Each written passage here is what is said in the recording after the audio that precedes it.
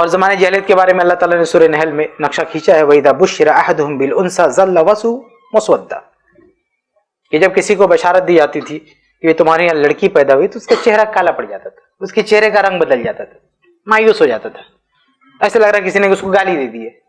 بیٹی پیدا ہوئی ہے تو اس کا چہرہ کا رنگ اڑ جاتا تھا، اور پھر کتنے لوگ لے کے دفن کر دیتے تھے۔ قرآن نے اس کے بارے میں بھی کہا ہے سورہ تکویر میں کہ وَإِذَا الْمَوْءُودَةُ سُئِلَتْ، کہ جب زندہ دفن کی گئی لڑکی پوچھی جائے گی بِأَيِّ ذَنبٍ قُتِلَتْ، کس گناہ پر اس کو قتل کیا گیا، اس کا کیا پاپ تھا، اس کا کیا جرم تھا کہ اس کو قتل کر دیا گیا۔ یہ زمانے جاہلیت کے بارے میں جو کچھ قرآن نے کہا ہے آج ہمارے دور میں بھی ہو رہا ہے، بس اس کا طریقہ تھوڑا سا بدل گیا ہے، لیکن وہی ہو رہا ہے۔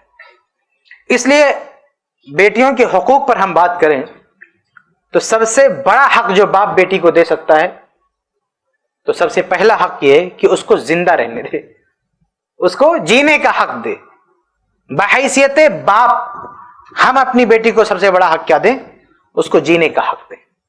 اگر اللہ رب العالمین فیصلہ کر رہا ہے ہمارے لیے بیٹی کا تو ہم اس فیصلے کا استقبال کریں، ہم اس کو منظور کریں، اس پر راضی رہیں، کیونکہ یہ فیصلہ اللہ رب العالمین کا ہے، ہمارا تو کچھ نہیں نا۔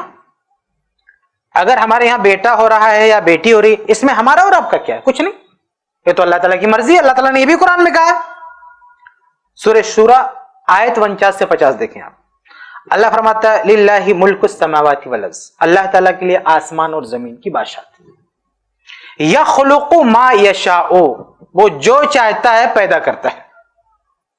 تو کیا پیدا کرنا یہ اللہ کی چاہت پر ہے، اللہ جو چاہے گا پیدا کرے گا۔ فرمایا یہب لمن یشاء اناسا، جس کو چاہتا ہے لڑکیاں دیتا ہے، ویہب لمن یشاء الذکورا، اور جس کو چاہتا ہے لڑکے دیتا ہے۔